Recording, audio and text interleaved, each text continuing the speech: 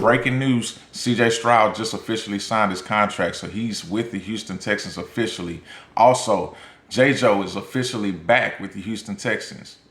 Well, kinda, but he's back with the Houston Texans. And then training camp is already here, baby. Guys are reporting it's time to go, man. Let's get into it.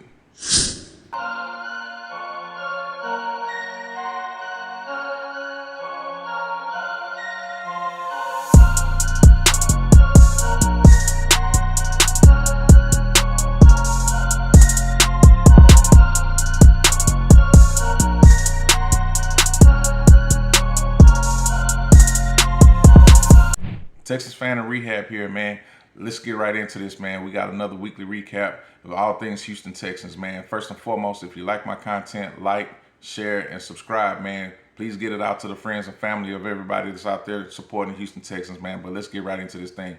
First and foremost, CJ Stroud has signed his contract, man, with the Houston Texans. He's got a 4-year deal, $36 million, and $23 million of that fully guaranteed. Part of his signing bonus, but he's fully guaranteed with that. That's the first time that that's happened with the Houston Texans, man, and that's real big, significant move, man. Of course, you guys know that Will Anderson signed his deal a couple weeks ago, and Will Anderson's deal, he got, I think, 85% of that fully guaranteed, or excuse me, 85% of that signing bonus to be, or 85% of that contract to be fully guaranteed. And so, you know, it's probably a significant thing, man, that this is, you know, the type of move that's happening, man. You can kind of see whether the tide is rolling when it comes to these contracts, man. But, man, it's such a big deal that we have CJ Stroud signed, sealed, and delivered. He's going to definitely be ready to roll for camp. This was very timely, man. Of course, you know, they had to set the standard when it came to Bryce Young on the market. Bryce Young signed a couple weeks ago as well. So now that CJ is signed, he's in the fold, man. Now that Will Anderson is in the fold, man. Listen, we roll right into training camp with these guys, and they're ready to go, man. And I look forward to seeing these guys front and center, as I'm going to be at training camp a couple times myself, man. Of course, you guys know that there's 8 available training camp sessions that are open to the public. So if you can get out there, if you still got tickets available, I think if there's still tickets available, man, try to get you one some kind of way. You want to show up and be there and see this thing in public, in person rather.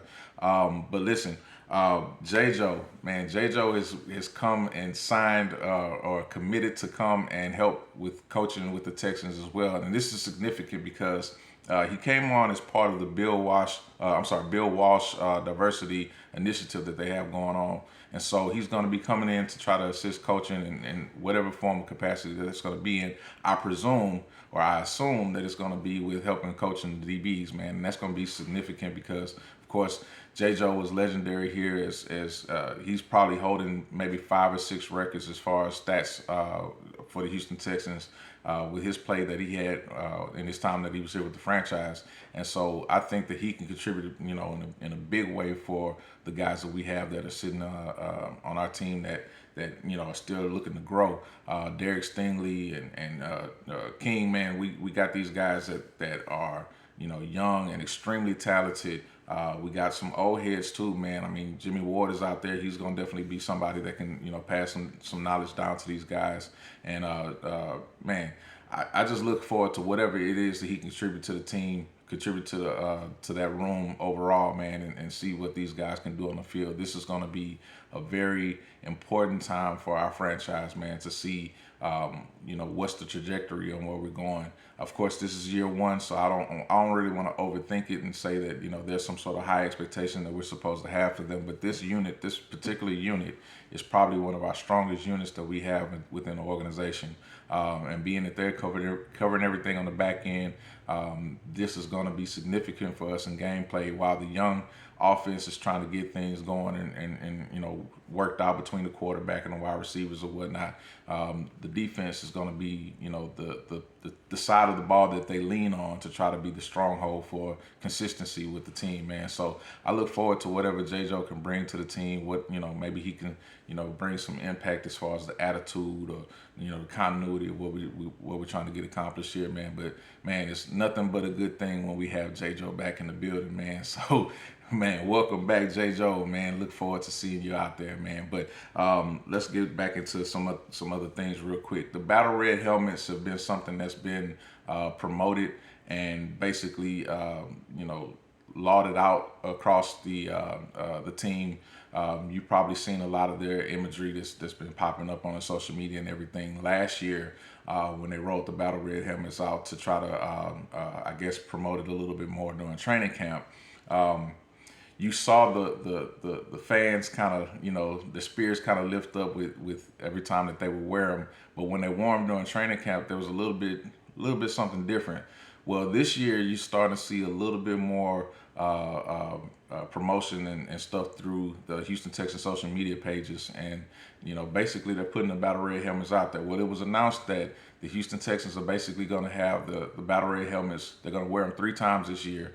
To be determined what games it's going to be, but they're definitely going to wear them 3 times this year, which is the maximum amount of times that the NFL will allow for a team to wear an alternate colored helmet or jersey. And so I think they can wear the jerseys twice. I think they can wear the helmet 3 times, which is the maximum. And so what this tells me is that this is a very high probability that the Texans are going to definitely go to that Battle Red helmet for next year. Potentially with the change of uniforms. I know that they were discussing having a change of uniform of some sort in 2024.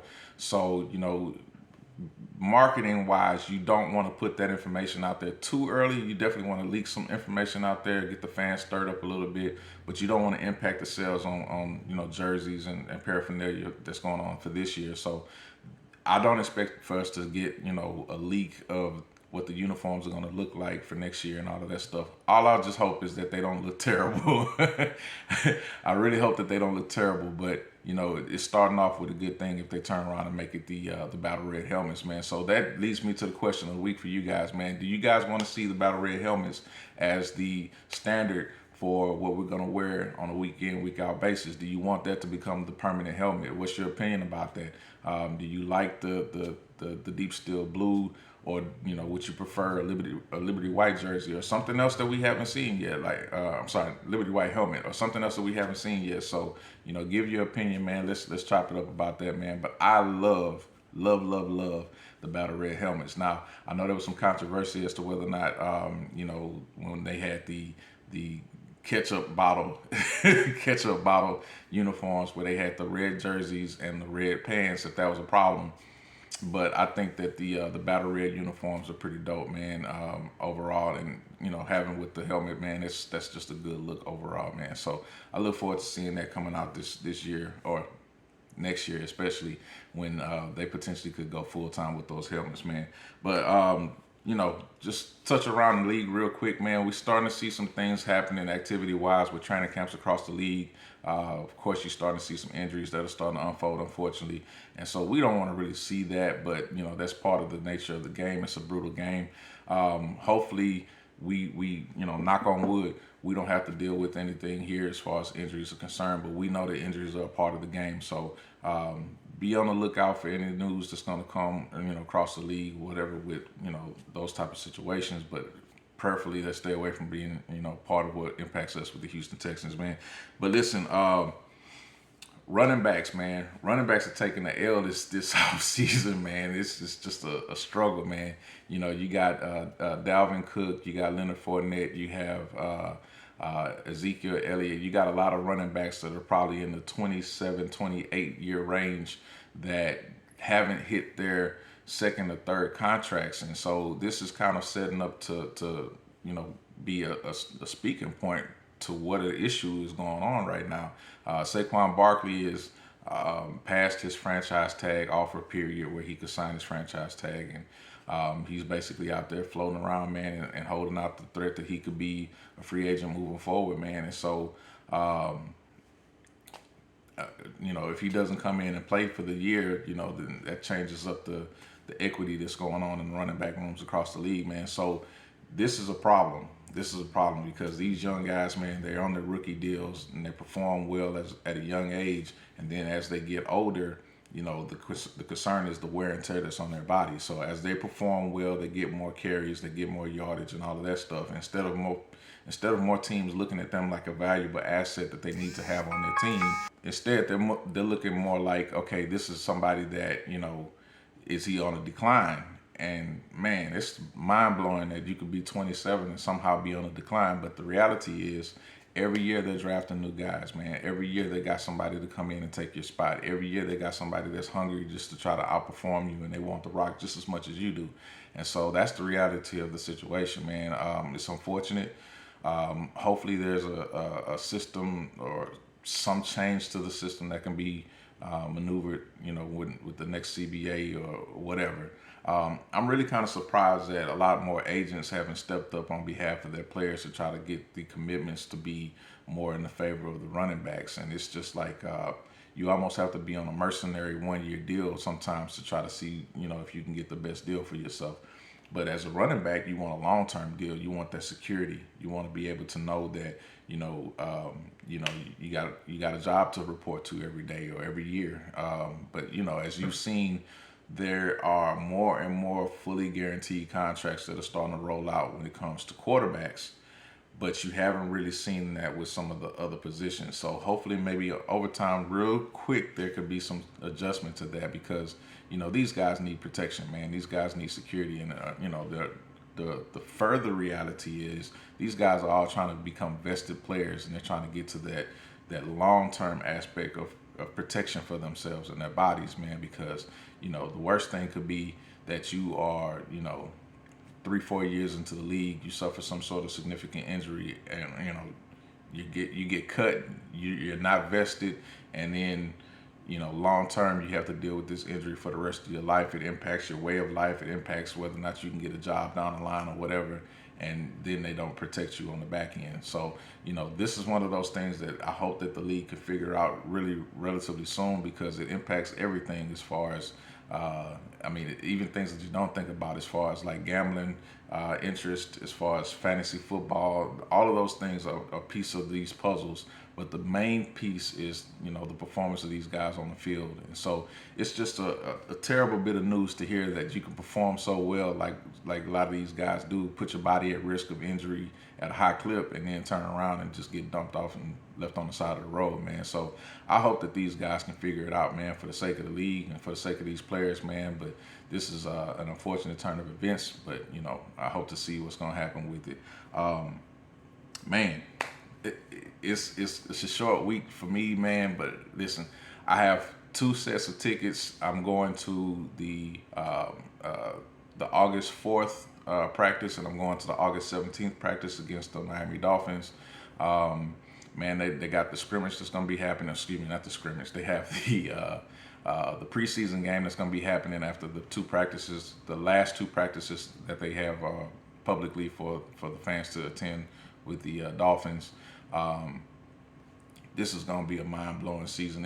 It's already mind-blowing to me how fast this offseason has been going. I can just imagine how fast this season is going to go, man. So, this is the time where we got to buckle up, strap in, man. As fans, this is very exciting times right now. Of course, we all know that this is one of those high and low situations. We're on a high right now, so we can expect that.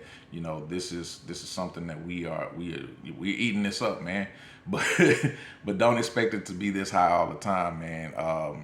If we're lucky enough to have the good fortune to be like a city like Boston, where we start to churn out wins and churn out championships and stuff like that, then hell, let's ride that thing all the way out. Absolutely.